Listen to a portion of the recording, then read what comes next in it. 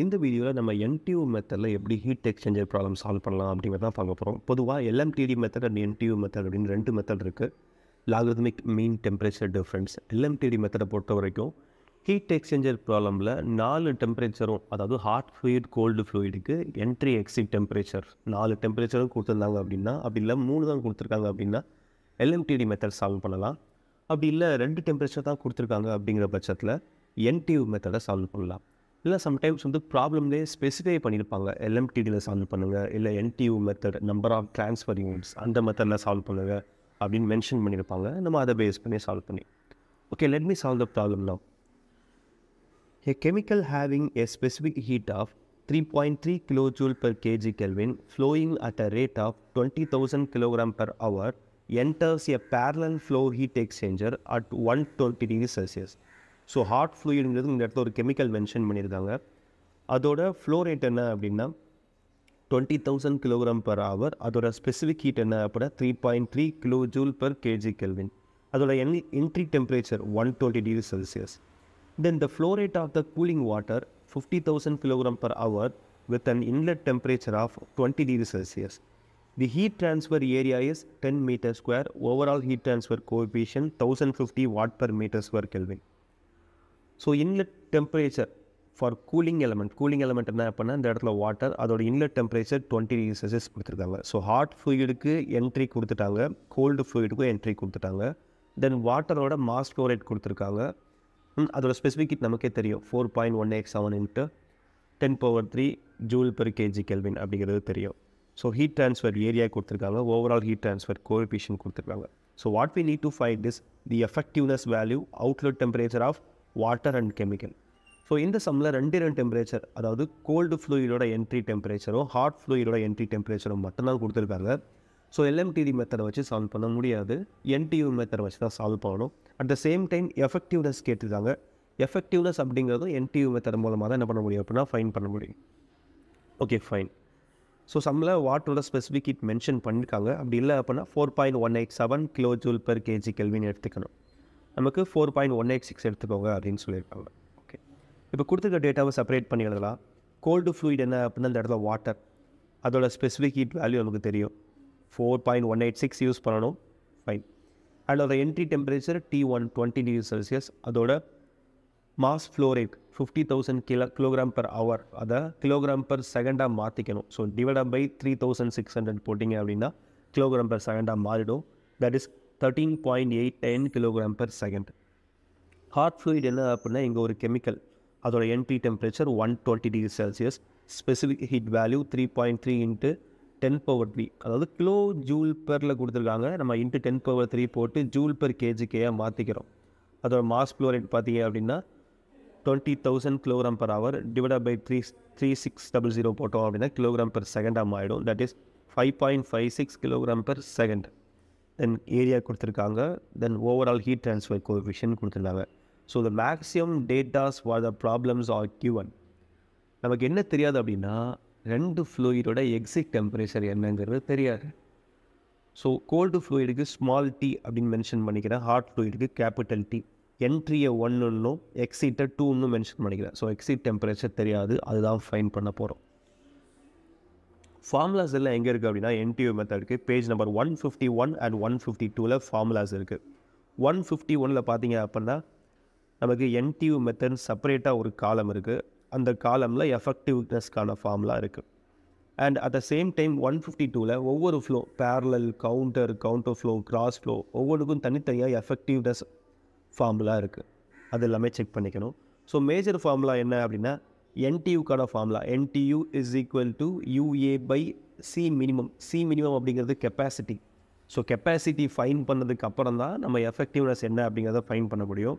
அந்த எஃபெக்டிவ்னஸ் ஃபார்முலாவில் பார்த்தீங்க அப்படின்னா C மினிமம் வேல்யூ கொடுத்துருப்பாங்க. ஸோ ஹாட் ஃப்ளூயிடுக்கான கெப்பாசிட்டி வேல்யூ, கோல்டு ஃப்ளூயிடுக்கான கெப்பாசிட்டி வேல்யூ ஃபைன் பண்ணிவிட்டு 2ல் எது மினிமமாக இருக்கோ அதை நம்ம ஃபார்முலாவில் சப்ஸ்டியூட் பண்ண போகிறோம். ஓகேங்களா? ஸோ எஃபெக்டிவ்னஸ்க்கான 2 ஃபார்முலாவை சூஸ் பண்ணிக்கிட்டேன். அந்த எஃபெக்டிவ்னஸ்க்கான செகண்ட் ஃபார்முலா பேஜ் நம்பர் 152 பார்த்தீங்க அப்படின்னா NC அப்படிங்கிற மாதிரி 2 டேர்ம் இருக்குது. என்னங்கிறது என்ன அப்படின்னா NTU, சிங்கிறது என்ன அப்படின்னா மினிமம் அண்ட் மேக்ஸிமம் கெப்பாசிட்டிக்கான ரேஷியோ. ஸோ அதை எப்படி சால்வ் பண்ண போகிறோம் அப்படிங்கிறத 1 by 1 பார்க்கலாம். ஃபர்ஸ்ட் நான் என்ன பண்ணிக்கிறேன் அப்படின்னா கெப்பாசிட்டி வேல்யூ ஃபைன் பண்ணிக்கிறேன். கோல்டு ஃப்ளூயிடுக்கான கெப்பாசிட்டி, ஹாட் ஃப்ளூயிடுக்கான கெப்பாசிட்டி, சிசிசிஹெச் அப்படின்னு மென்ஷன் பண்ணி இந்த கெப்பாசிட்டிக்கான ஃபார்முலாவை பேஜ் நம்பர் 151லேயே பார்க்கலாம். சி மினிமம் அப்படிங்கிறது எம்சி அப்படின்னு கொடுத்துருப்பாங்க, எம்ஹெச்சிஹெச்னு கொடுத்துருப்பாங்க. அதாவது எம்னா மாஸ் ஃப்ளோ ரேட்டு, சிபி அப்படிங்கிறது ஸ்பெசிஃபிக் ஹீட். ரெண்டோட ப்ராடக்ட் தான் என்ன அப்படின்னா கெப்பாசிட்டி. கோல்டு ஃப்ளூயிடுக்கும் பார்க்கலாம், ஹாட் ஃப்ளூயிடுக்கும் பார்க்கலாம். நான் என்ன பண்ணுறேன் அப்படின்னா ஃபஸ்ட்டு கோல்டு ஃப்ளூயிடுக்கான கெப்பாசிட்டி பார்க்குறேன். ஸோ அதோட mass flow rate value in KG per செகண்டில், அப்புறம் அதோட specific heat value in joule per KG கெல்வினில். அதே மாதிரி ஹாட் ஃப்ளூயிடுக்கும் பார்க்குறேன். ரெண்டையும் கேல்குலேட் பண்ணதுக்கப்புறம் எனக்கு கோல்டு ஃப்ளூயிடுக்கான கெப்பாசிட்டி வேல்யூ ஹையராக இருக்குது, ஹாட் ஃப்ளூயிடுக்கான கெப்பாசிட்டி வேல்யூ கம்மியாக இருக்குது. ஸோ சிமேக்ஸ் என்ன அப்படின்னா கோல்டு ஃப்ளூயிடோட கெப்பாசிட்டி தான் மேக்ஸிமம் கெப்பாசிட்டி, ஹாட் ஃப்ளூயிடோட கெப்பாசிட்டி என்ன அப்படின்னா மினிமம் கெப்பாசிட்டி. இன் வாட்ஸில் என்ன பண்ணியிருக்கேன் அப்படின்னா மென்ஷன் பண்ணியிருக்கேன். தென் பேஜ் நம்பர் 151 வெப் 152ல் உள்ள எஃபெக்டிவ்னஸ் ஃபார்முலாவை யூஸ் பண்ணி எஃபெக்டிவ்னஸ் கண்டுபிடிக்கலாம். நம்ம கெப்பாசிட்டி வேல்யூ கண்டுபிடிச்சாச்சு. இதில் பார்த்தீங்க அப்படின்னா 152ல் எஃபெக்டிவ்னஸ்க்கான formula 1 minus e power minus N minus 1 + C divide by 1 + C. சரிங்களா? தென் இதில் பார்த்தீங்க அப்படின்னா என்னங்கிறது NTU value UA by C minimum அப்படிங்கிறது 18.35 அந்த வேல்யூ. யூங்கிறது ஓவரால் கோஎஃபிஷியன்ட் 1050 சம்மில் கொடுத்துருக்காங்க, ஏரியா 10 m² சம்மில் கொடுத்துருக்காங்க. Then divide by C minimum 18.35 × 10⁻³ value என்ன வருது அப்படின்னா 0.572 வருது. இது வந்து என்ன அப்படின்னா என்டியோட வேல்யூ. சிங்கிறது என்ன அப்படின்னா மினிமம் கெப்பாசிட்டிக்கும் மேக்ஸிமம் கெப்பாசிட்டிக்குமான ரேஷியோ. அதுவும் என்ன பண்ணியிருப்பாங்க அப்படின்னா ஃபார்முலாலேயே மென்ஷன் பண்ணியிருப்பாங்க. இல்லை சிங்கிறது C minimum by C maximum அப்படிங்கிறத என்ன பண்ணியிருப்பாங்க ஃபார்முலாலே மென்ஷன் பண்ணியிருப்பாங்க. So everything is at the data book, நமக்கு இஷ்யூவே இல்லை. So minimum value maximum value ratio பார்த்தீங்க அப்படின்னா 0.316 வருது. ஸோ சப்ஸ்டியூட் பண்ணேன் அப்படின்னா எஃபெக்டிவ்னஸ் வேல்யூ 0.402. சரி, எஃபெக்டிவ்னஸ் எதுக்கு ஃபைன் பண்ணுறீங்க? அதுதான் சம்மில் ஃபஸ்ட்டு கேட்டிருக்காங்க. We need to find the effectiveness first, then we need to find the temperature. So effectiveness find பண்ணியாச்சு. தென் எஃபெக்டிவ்னஸ்க்கு இன்னொரு ஃபார்முலா இருக்குது 151ல், யூஸிங் த டெம்பரேச்சரை யூஸ் பண்ணி எஃபெக்டிவ்னஸ்க்கு இன்னொரு ஃபார்முலா இருக்குது. அந்த ஃபார்முலாவை யூஸ் பண்ணி டெம்பரேச்சர் கண்டுபிடிக்கலாம். ஸோ 151ல் எஃபெக்டிவ்னஸ்க்கான ஃபார்முலாவை எடுத்துக்கிறேன். இதில் பார்த்தீங்க அப்படின்னா T1 இருக்குது, அதாவது ஹாட் ஃப்ளூயிடுக்கான இன்லெட் டெம்பரேச்சர், கோல்டு ஃப்ளூயிடுக்கான இன்லெட் டெம்பரேச்சர் இருக்குது. எக்ஸிட் டெம்பரேச்சர் மட்டும்தான் இல்லை. ஸோ எஃபெக்டிவ்னஸ் ஆல்ரெடி நம்ம கண்டுபிடிச்சாச்சு, மாஸ் ஃப்ளோ ரேட் தெரியும். அதாவது இந்த ஃபார்முலாவை எப்போ எடுக்கணும் அப்படின்னா அவங்க மென்ஷன் பண்ணியிருப்பாங்க. அதாவது C minimum is equal to hot ஃப்ளூயிடோட கெப்பாசிட்டி, இதே C minimum is equal to cold ஃப்ளூயிடுக்கான கெப்பாசிட்டினா செகண்ட் ஃபார்முலா. ரெண்டு ஃபார்முலா இருக்கும் எஃபெக்டிவ்னஸ்க்கு. முதல் ஃபார்முலா பார்த்தீங்க அப்படின்னா ஹாட் ஃப்ளூயிடோட கெப்பாசிட்டி மினிமமாக இருந்தால் ஃபஸ்ட்டு ஃபார்முலா எடுக்கணும். ரெண்டாவது கோல்டு ஃப்ளூயிடுக்கான கெப்பாசிட்டி மினிமமாக இருக்குது அப்படின்னா ரெண்டாவது ஃபார்முலா எடுக்கணும். நமக்கு என்ன மினிமமாக இருக்குது? ஹாட் ஃப்ளூயிடுக்கான கெப்பாசிட்டி தான் மினிமமாக இருக்குது. ஸோ ஃபஸ்ட்டு இருக்க ஃபார்முலாவை சூஸ் பண்ணிக்கிட்டேன். அதில் வேல்யூ சப்ஸ்டியூட் பண்ணுங்கள். இது ஹாட் ஃப்ளூயிடுக்கான கெப்பாசிட்டி, இது ஹாட் ஃப்ளூயிடுக்கான கெப்பாசிட்டி மினிமம், ரெண்டும் சேம் தான் வரும். ஏன்னா உங்களுக்கு எம்ஹெச்சிபிஹெச்ங்கிறதும் 18.35 தான், அதுதான் உங்களுக்கு மினிமம். ஸோ ரெண்டுமே சேமாக தான் இருக்கும். ஸோ அது ரெண்டும் கேன்சல் ஆகி 1ன்னு ஆகிடும். டெம்பரேச்சர், ஹாட் ஃப்ளூயிடோட இன்லெட் டெம்பரேச்சர் 120, கோல்டு ஃப்ளூயிடோட inlet temperature 20. So capital T2 மட்டும் தெரியாது. எஃபெக்டிவ்னஸ்க்கு வேல்யூ போட்டோம் அப்படின்னா டெம்பரேச்சர் 79.8 டிகிரி செல்சியஸ். இதுதான் ஹாட் ஃப்ளூயிடோட எக்ஸிட் டெம்பரேச்சர். ஃபைன். ஸோ ஒரு டெம்பரேச்சர் கண்டுபிடிச்சாச்சு. இப்போ கோல்டு ஃப்ளூயிடுக்கான எக்ஸிட் டெம்பரேச்சர் கண்டுபிடிக்கணும். There is no other formula, but we know that heat gained by the cold fluid is equal to heat lost by the hot fluid. அதாவது heat transfer of cold ஃப்ளூயிடும் heat transfer of hot ஃப்ளூயிடும் same. இது எவ்வளோ ஹீட்டை lose பண்ணுதோ அவ்வளோ ஹீட்டை வந்து கோல்டு ஃப்ளூயிட் வந்து கெயின் பண்ணும். ஸோ கோல்டு ஃப்ளூயிடுக்கு mCp∆T, அதே மாதிரி ஹாட் ஃப்ளூயிடுக்கு mCp∆T. சப்ஸ்டியூட் பண்ண அப்படின்னா எனக்கு ஸ்மால் T2 மட்டும் தான் தெரியாது. அது கோல்டு ஃப்ளூயிடோட எக்ஸிட் டெம்பரேச்சர் மட்டும் தெரியாது. அதை மட்டும் ரொம்ப ஈஸியாக என்ன பண்ணிடலாம், ஃபைன் பண்ணிடலாம். That's it. ஸோ இன்னொரு எக்ஸாம்பிள் ப்ராப்ளம் பார்க்கலாம். ஸோ இப்போ பார்த்தது என்ன அப்படின்னா கவுண்டர் ஃப்ளோக்கான ஃபார்முலா, பேரலல் ஃப்ளோக்கான ஃபார்முலா யூஸ் பண்ணி பண்ணோம். செகண்ட் ப்ராப்ளம் வந்து என்ன அப்படின்னா ஒரு கவுண்டர் ஃப்ளோக்கான ஃபார்முலாவை யூஸ் பண்ணி எப்படி பண்ணலாம் அப்படிங்கிறத பார்க்கலாம். A counter flow heat exchanger is employed to cool 0.55 kg/s oil. அதாவது ஆயிலை வந்து கூல் பண்ணணும். அதோட மாஸ் ஃப்ளோ ரேட் வேல்யூவும் கெப்பாசிட்டி ஸ்பெசிஃபிக் ஹீட் வேல்யூவும் கொடுத்துருக்காங்க. 5.